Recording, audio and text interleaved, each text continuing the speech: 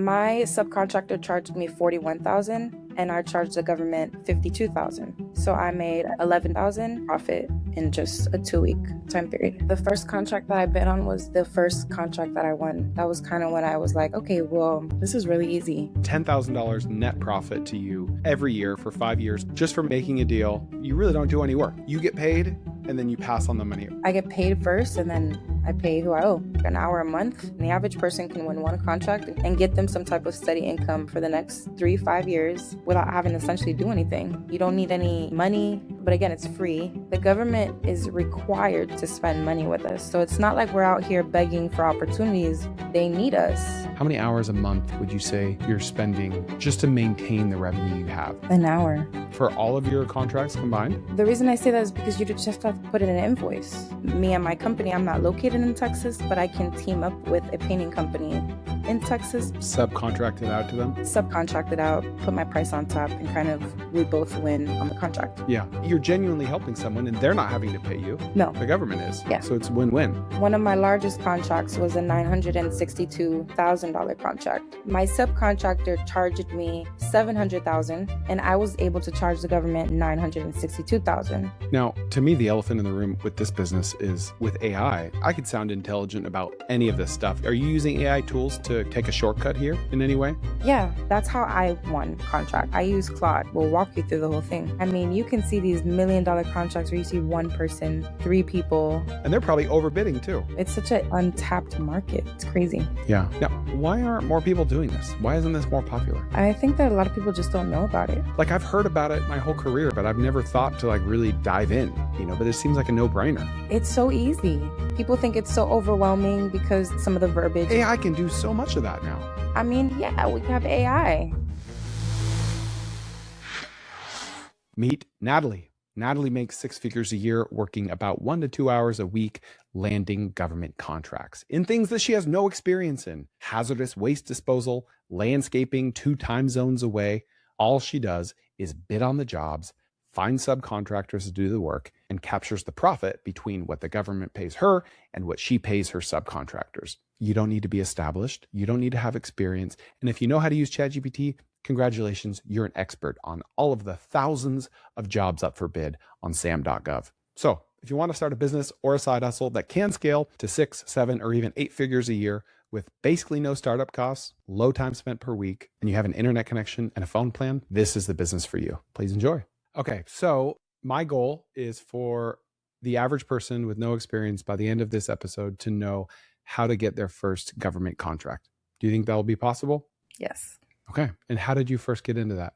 It was actually so random. I was on Instagram. I had a friend that I was following for a really long time, and they posted it on their story. Close friends. It wasn't even something that they were advertising, but they were talking about what they do.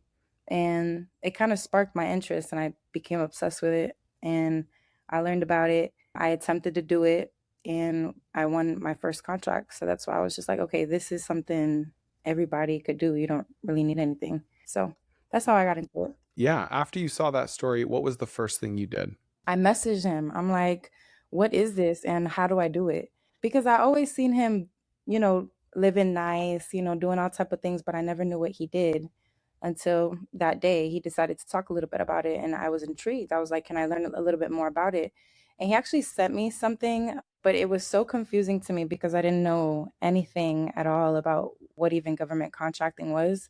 So I just went on YouTube and just educated myself and became obsessed with it. And that's really how that happened. Okay. So where does the average person go to start shopping around for these opportunities? So first and foremost, the first thing that people have to understand is that the government is required to spend money every year with people who have small businesses. So the average person, how do they become a small business? Well, just by having an LLC. So once you have an LLC, whether it's with your state, however you register your business, you would then register with SAM, which is a website that is free. It's public. It's called SAM.gov. You would register your business as if it was like a business, like a job application almost. They ask you information about your business. And at that point, you would then be ready to bid on contracts.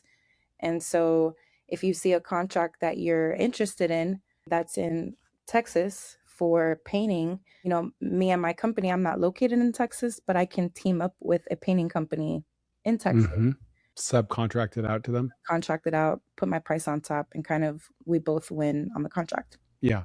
So is the trick to not like name your business, Natalie's Painting LLC, but more like Natalie Services LLC, so you can keep it broad enough to not only have to bid on one type of industry? Yeah, I always tell people to choose a generic name so that when the government sees the proposal or the submission, they don't automatically judge you on your, business name. So if it was Natalie's window washing and I'm submitting a proposal for air conditioning, I don't want them to sway the government's decision on them choosing me. So I always tell people to choose a generic name so you can go for any type of proposal. Sometimes they really just care about who's the lowest. They don't even care about what your name is. Now, what stands out to you when looking at these opportunities? Like what screams to you, this is the one I need to bid on? Because there's thousands on there, right? Like how do you even know where to begin? I look for something I can understand, right? Like sometimes they look so incredibly overwhelming. Some of them are 20 attachments, 15 attachments, and I'm not really going to try to pursue something that I don't even know what they're asking for. My very first step on what I do is look for something that I understand what they're looking for. Now, apart from that, I also look for services. So contracts that have to do with services as opposed to products.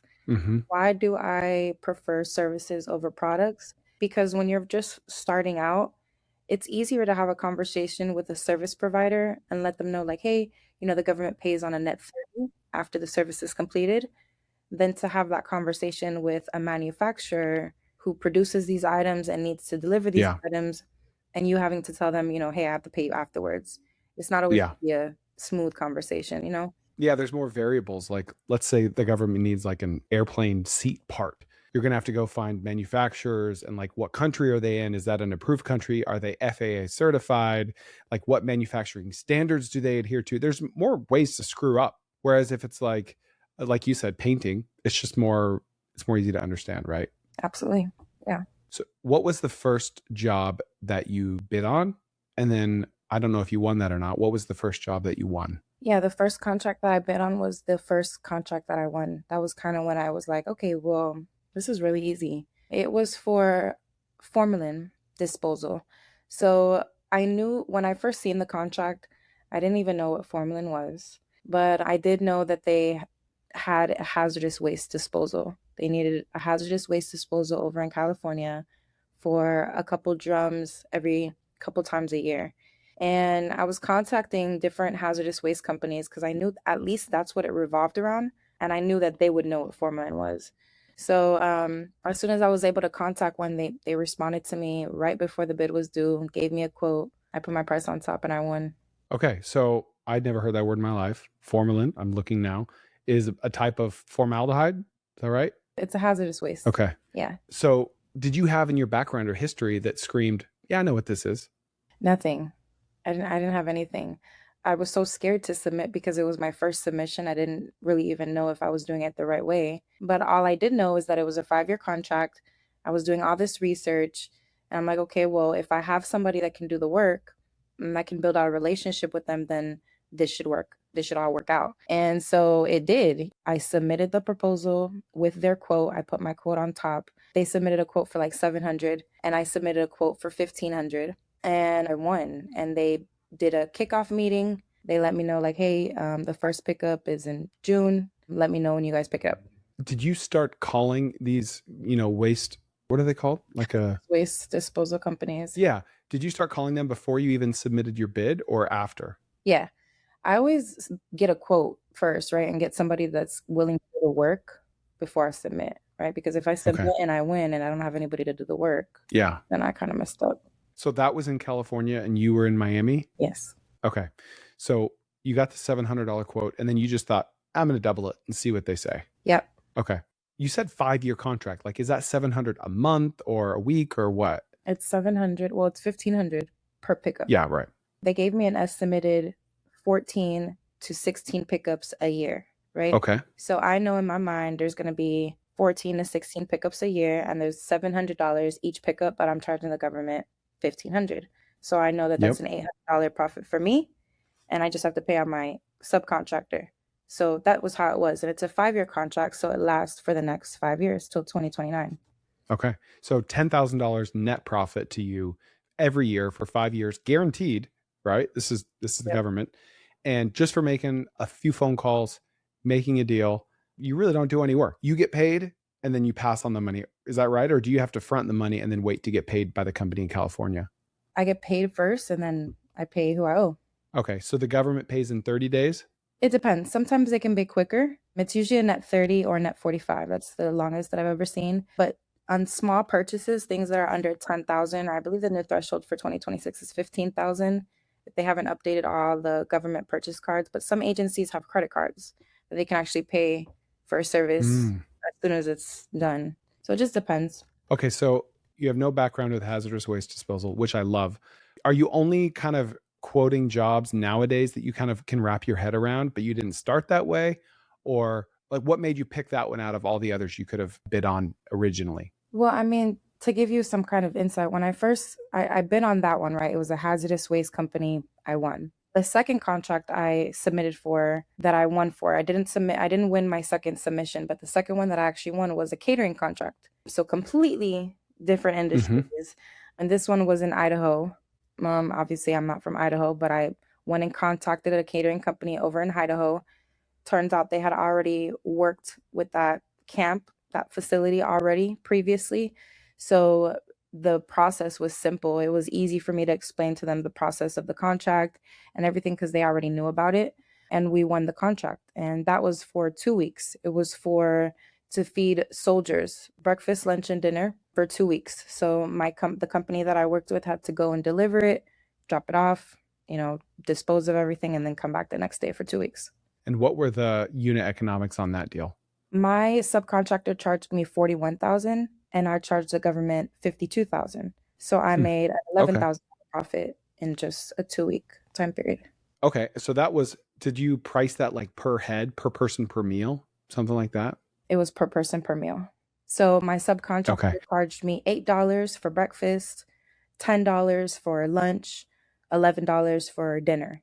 And I charged the government $10 for breakfast, $12 for lunch, $15 for dinner. And it was about 300 soldiers, I believe it was.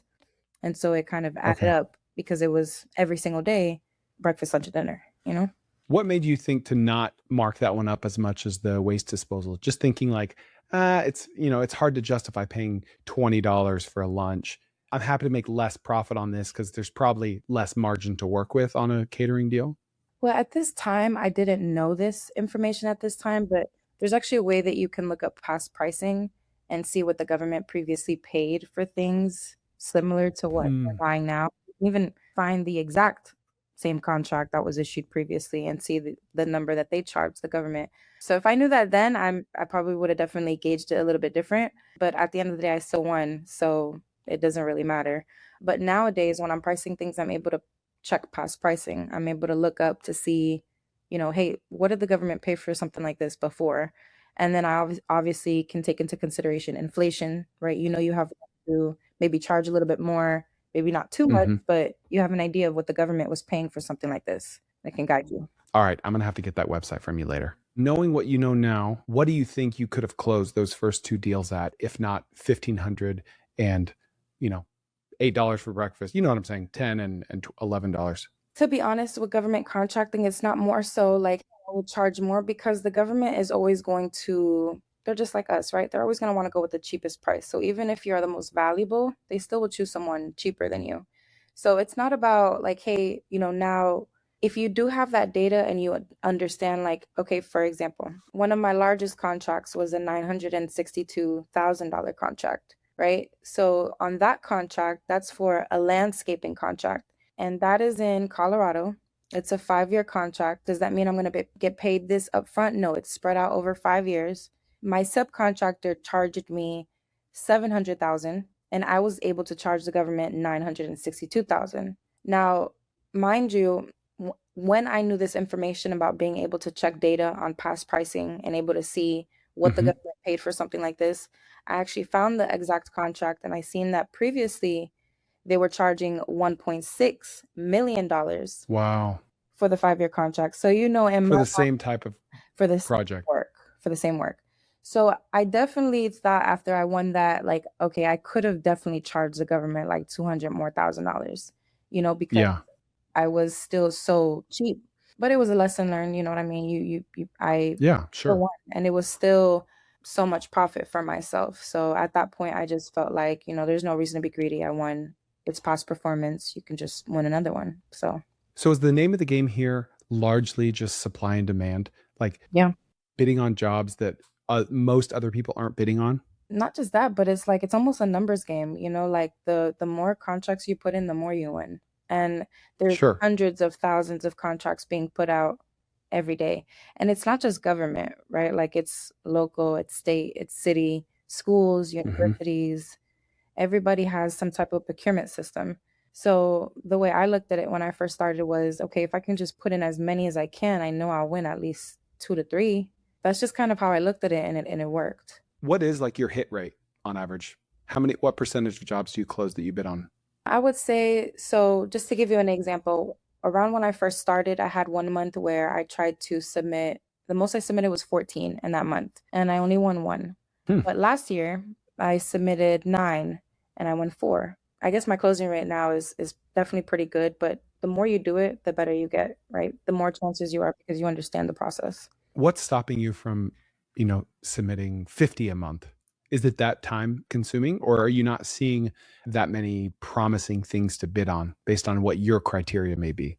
So it takes time to get to the final step. So for example, when you see a contract that you want to work on, right, and it's due in 2 weeks, and you go on Google and you're looking for subcontractors, you need information for the submission, right? Along with your price, you may need past performance, you may need some additional information on how they plan on doing the work.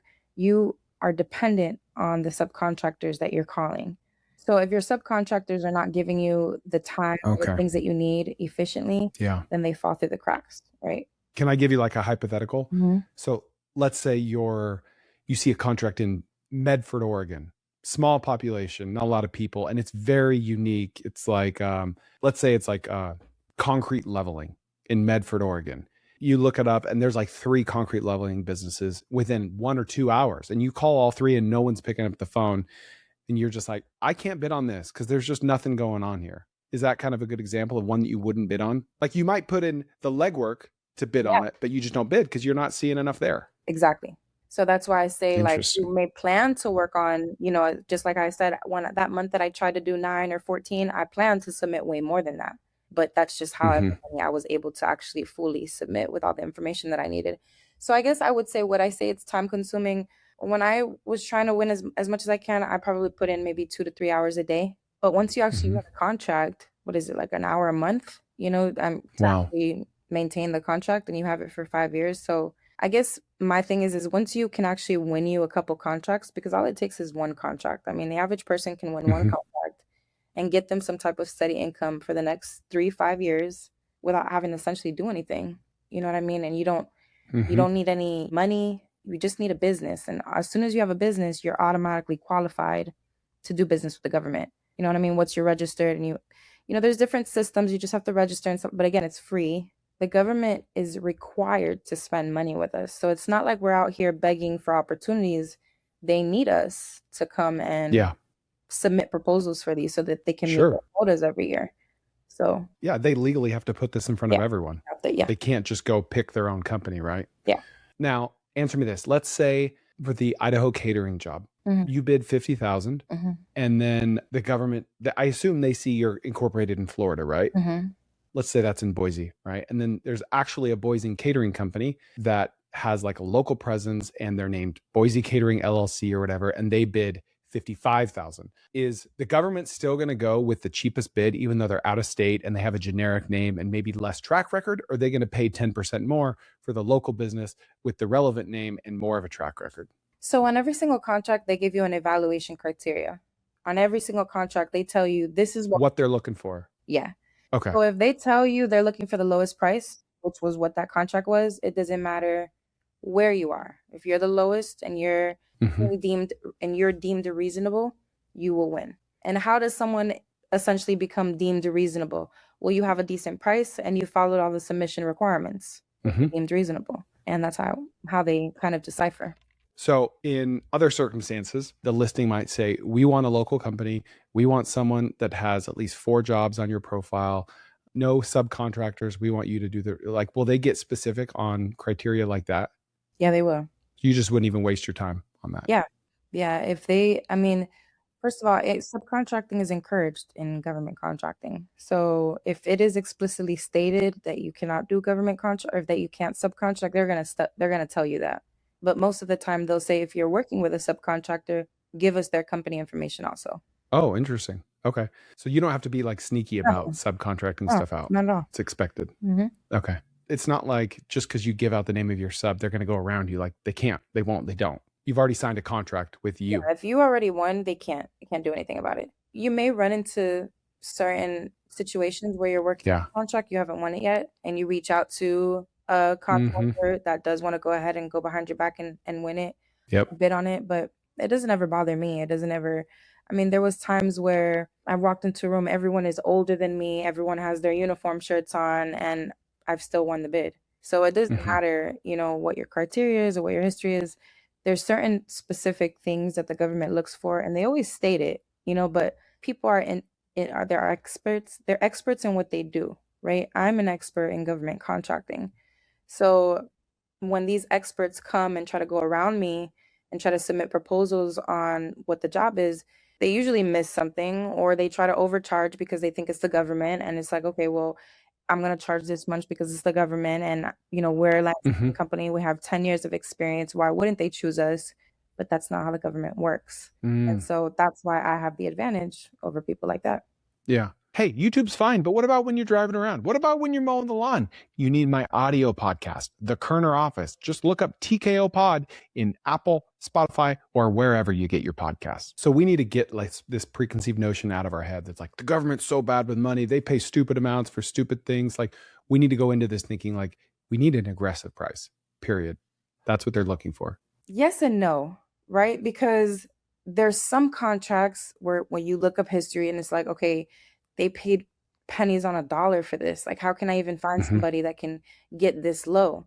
Then you have other examples, which one I just told you, where the Colorado last contract was 1.6 and I charged 962. You know what I mean? There was almost $600,000 for me to be able to play with. And it would have definitely been way less aggressive. I could have definitely charged more. So it really depends, right? It really depends. And I think that the deciding factor is once you kind of look up that past pricing and you kind of see like, okay, if this is what they charged before, then I know how much I have to charge now. Yeah. Do you recommend that people start with like a scatter shot approach, bid on all kinds of random things, learn what they like, what they dislike, what they're good at, what they're bad at, and then settle into a niche?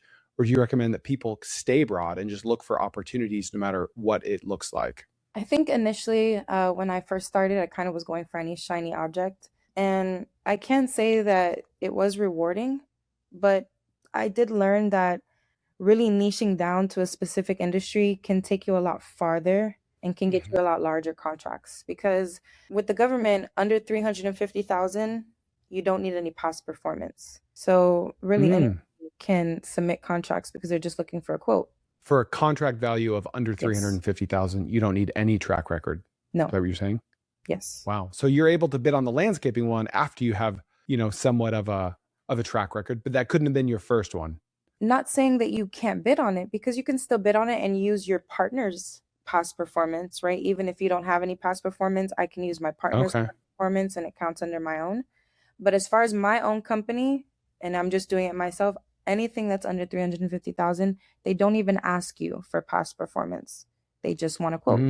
It becomes a RFQ as opposed to an RFP, which is a request for proposal, request for quote. So in order to really hit on those contracts that are over 350,000, those $1 million contracts, you're going to need to provide some type of past performance, whether it's your teaming partners or it's your own, you're going to need to provide some. And so in my experience, I think that when you're first starting, you're just trying to understand and learn the process and trying to gain some profit. But once you start building your business in government contracting, it's definitely good to niche down to a specific industry. Like for now, my main industries are hazardous waste and landscaping. Those are the type of contracts that I try to go for. But there's some that I've met people that do military tires. I've met someone that does solely veteran homes, places for veterans to sleep at when they don't have anywhere, so that they're not homeless. He's won Hmm. $1 million contracts by contacting housing places and getting a relationship, getting a quote, submitting for the proposal, and winning those contracts. Now, to me, the elephant in the room with this business is with AI, like I could be an expert in any of these quotes. Like I could sound intelligent about any of this stuff. And if something has 15 attachments or 25 attachments, I make a Claude project with that and ask it questions and like come up to speed. Are you using AI tools to kind of take a shortcut here in any way? Yeah, I've actually just created my own tool to do this, but that's how I won contracts, right? I use Claude. That's like my biggest. Every time I look at a solicitation or a contract that I work on, I go on right on AI, I make a project. I think you can do that on ChatGPT also. Mm-hmm. Go and Mm-hmm. make a project, attach all the attachments. I have a specific prompt that I've made and developed so that I quickly identify, like, do I want to work on this or do I not? I already have let the bot know that it's an expert in government contracting and an expert in whatever the industry is. And I ask the prompt and I'm able to decipher, like, okay, do I want to work on this? Do I not want to work on this? What are my submission requirements? Help me make a proposal. How do I submit? It will walk you through the whole thing. Yeah, that's amazing. What other types of random contracts have you won and how did those go? A really random one was a relocation one. A lot of people were confused about that one. But it was the government was buying a woman's home that was right on the corner of the Dismal Swamp in Virginia, Hmm. and they were looking to knock it down to build a parking lot for the Rangers. And it was this small little tiny house that was right on the end of the street. And if you actually go on Google Maps, you can see it right on the corner of the I'm going swamp. to pull it up. Do you have an address? Yeah, look up the U.S. Dismal Swamp, and her address was 1322 White Marsh Road. Look that up. There it is. Right here. That white little house. That. Right here. Yes.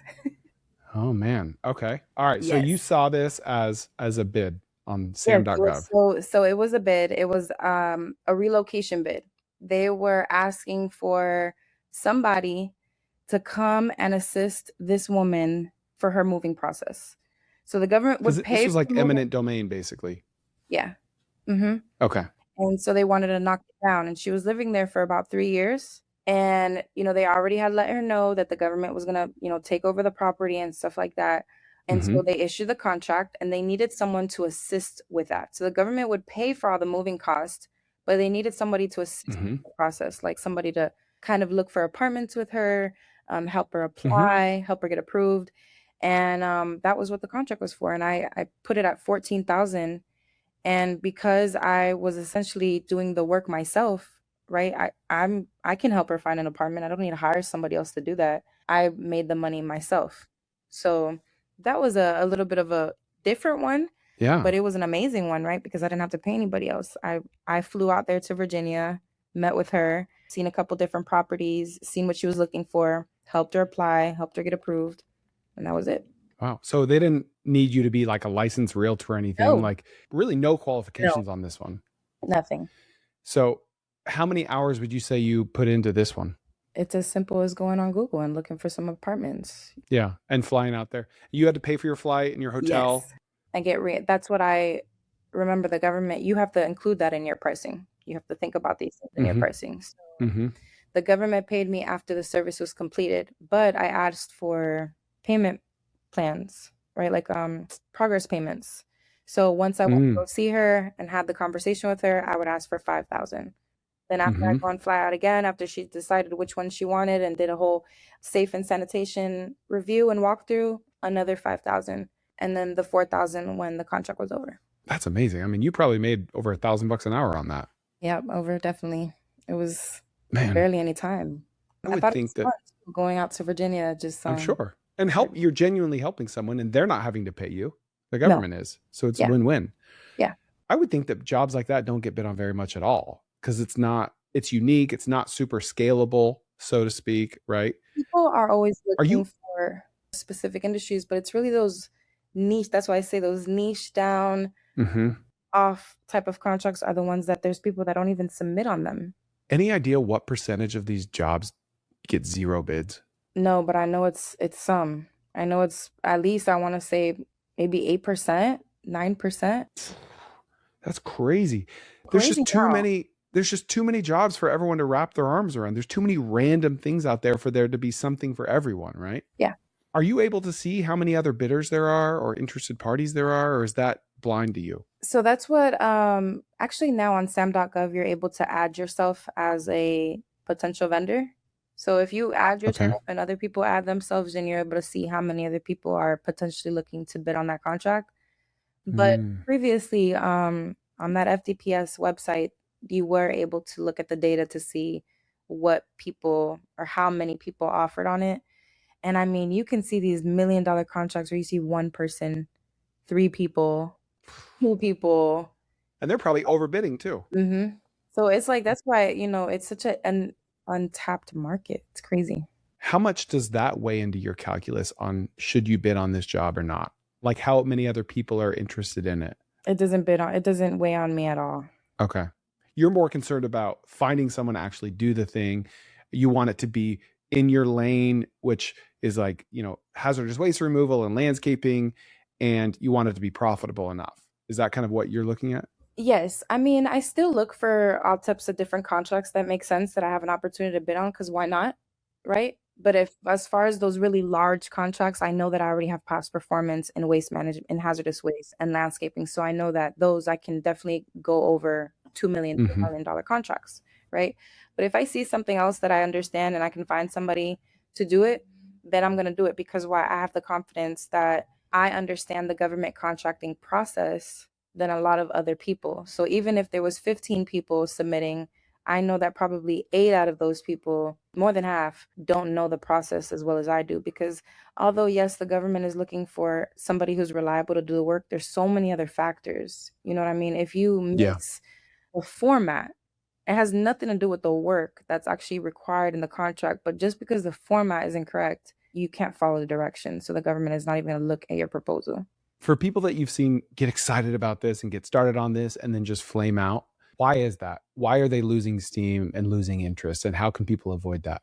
I think that the reason why people might lose steam and stamina is because you have to submit some bids. You got to put in that work and submit some bids, and you're not going to win every single one. You know what I mean? You gotta be okay with that. You have to be okay with that. You have to understand you're not going to win every single one. But as long as you understand that one or two can change, trajectory, a lot of things for you in your life, you should continue to try to win those contracts. You know what I mean? But you have Yeah. to go into it understanding that you're not going to win every single one. Yeah. Okay. So what was the name of that website where you can see what the government paid for past jobs? You can go to USA Spending. Everything is public. Everything is public information. So Yeah. there's a website called USA Spending. There used to be a website. USAspending.gov. Yep. hmm Okay. You can find every company on there that does business with the government. You can find contracts on there. You can see how much a specific agency is spending on a specific NAICS code. Because, government contracting, they go by NAICS code, which is just another word for like an industry code. That's a data website, right? There used to be another one called FDPS, which was a real gem, but they just actually decommissioned it, which is so sad. Okay. But now you can use USA Spending and it's all free. The government doing business with the government. Yeah. It's public information. They even have advisors in your area called PTAC offices and Apex, and they are advisors that you can come and actually show them a proposal or actually ask for step-by-step information in your area. Okay. So how long have you been doing this now? Since 2024. So 2 years Mhm. ish. Mhm. And what are your numbers like today? How much have you made? What is your monthly revenue and profit like today from this? So on my contracts, I probably make about 10 to 12,000 on my contracts every single month. The most that I've ever made on one contract was my Colorado contract, and that was about 15K. But with all my other contracts, I got about 24K that month. But on a regular month, let's say, for example, because I have three that is landscaping. So let's say when the season is down and there's not much landscaping, then those months can look like maybe 4 to 5,000. They look lower because it's based on the services that are required in the contract. So that's what a year or my monthly revenue looks like. And, a lot of these are 5-year contracts. So that's recurring every month for 5 years for doing some legwork upfront and then like an hour a month of work. Yes. And that you said 10 to 12, that's profit. That's not revenue, right? Yes. Guys, tkowners.com. That's my community where people are building businesses. I do AMAs, Q&As every week live. You can ask me anything you want. You can have accountability partners. It's about 1,000 people in there building, starting, growing businesses. Check out TKO as in the Koerner office, tkowners.com. How many hours a month would you say you're spending just to maintain the revenue you have? Not to include growing the business and bidding on more jobs, just to maintain that 10 to 12K a month. An hour. For all of your contracts combined? The reason I say that is because you just have to put in an invoice. If Yeah. you have reliable subcontractors, right, that's a big key, right? Because if you don't have reliable subcontractors, it's not going to run as smooth as how I'm talking about, right? Mm-hmm. People that I want to work with are people that are hungry for the contract as I am. So I don't have to be responsible and on top of them to know what they have to do because they already know what they have to do. Yeah. So every month, all I have to do is just submit an invoice. So I love the word hunger there because I look for the same thing in employees. So if you're like interviewing, quote unquote, interviewing, calling subcontractors, doing research before you even put in a bid, and you hear things like, oh, we're pretty busy right now, I'll get back to you. You're just like, next. You're not hungry. You don't care about me. You're not going to pay me on time. You're going to charge too much. So you're looking for hunger, right? You're looking for someone who really wants the work because you've seen, and I've seen that's correlated to performance, right? Absolutely. This all hinges, not all, but if this largely hinges on good subcontractors, what else do you look for in that? Communication has to be impeccable. We have to be on the same page at all times. If there's any problem, because problems happen, you know what I mean? Contracts, people are normal, right? Everybody is normal, just like the government. They are just like us. Things happen, and sometimes problems do happen, and you have to come up front and, kind of come up with a solution. But the government will much rather deal with the problem and figure out a solution than go and find a whole new contractor and go through the whole procurement process to do it. So you want to make sure you have an honest subcontractor who's going to, tell you like, hey, this may be an issue or this, whatever. Just communication is super strong. So if I'm already contacting you to be my subcontractor or work on a contract with me and you respond to me 3 days later, or, you're not really interested, I cannot work with somebody like that because your performance is dependent on how the contract runs for me. Sir, are you able to swap subcontractors mid-contract if they flake out on you? You are. I do always talk about at least trying to find a contingency once you do win a contract, just to always protect yourself because in essence, it's your contract. And if anything goes wrong, it's on your business. It's not on the subcontractors. So yes, you can absolutely switch if things are not going the way that it is, but you definitely want to try to prevent that from having to happen to you because you don't want to go through that stress of having to find another contractor, do it within the same price that you were paying before, because now if they're higher, you have to lose out. So what other questions do you ask during your research phase that tell you a lot about that subcontractor? I definitely go and do research on their reviews. Do they have a website? Do they have any work that they've done anymore?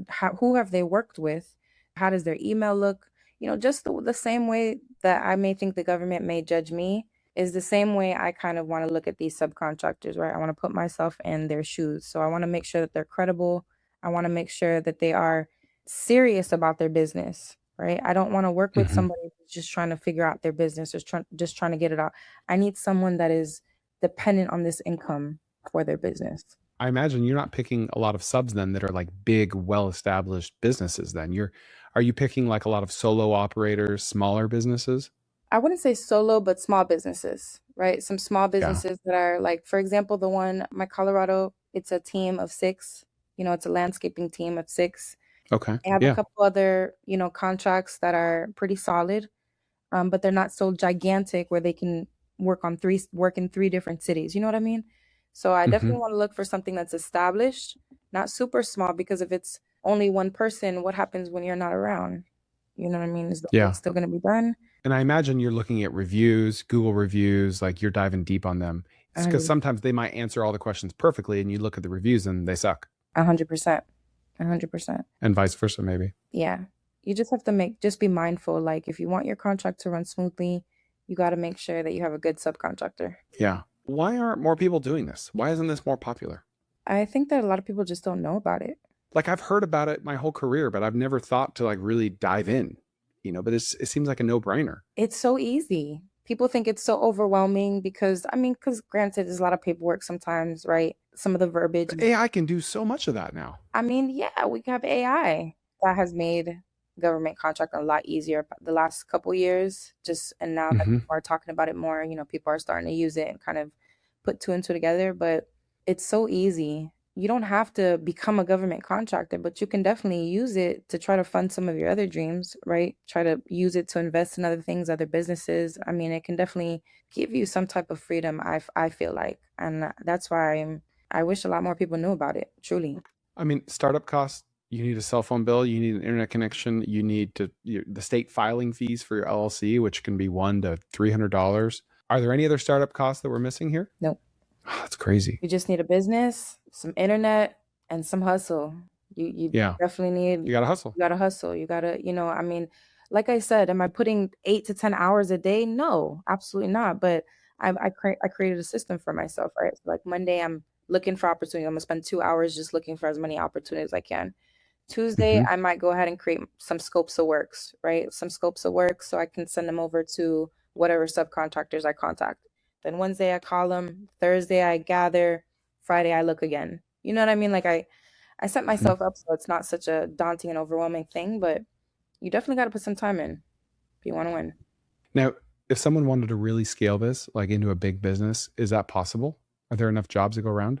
Absolutely. I mean, just the way that I feel like this can be scaled as far as within government contracting is being a consultant, right? Is consulting and helping other small businesses win government contracts just because, like I was saying earlier, businesses are experts in what they do. They don't know how to win a government contract. So just how they walk into those rooms and there's 15 other people and they think, hey, this is the government, I should be able to charge this, and I come in with my uniform shirt, they still lose. So Hmm. it's like, there's room for you to grow and win in the space because you can help people and Hmm. help businesses win these contracts.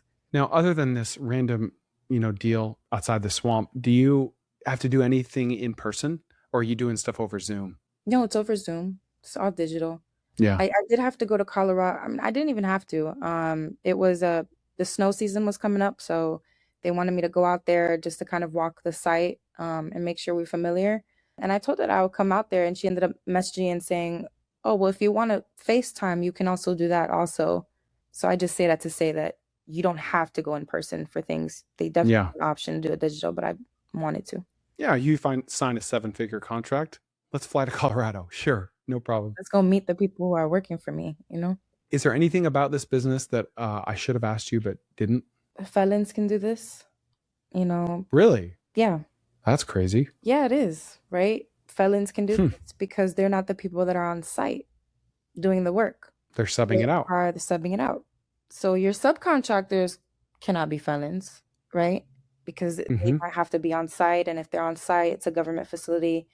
But if you're a felon, you can do this. You can subcontract the work out, and that's a big thing, especially nowadays when it's so difficult Yeah, they can't get or jobs. they can't get jobs. Yeah. It's something you can do, and you don't need anything but a business. I worked in a prison, and I have a lot of empathy for those guys trying to come out and turn their life around. The vast majority of them just go right back, mostly because they can't get a job.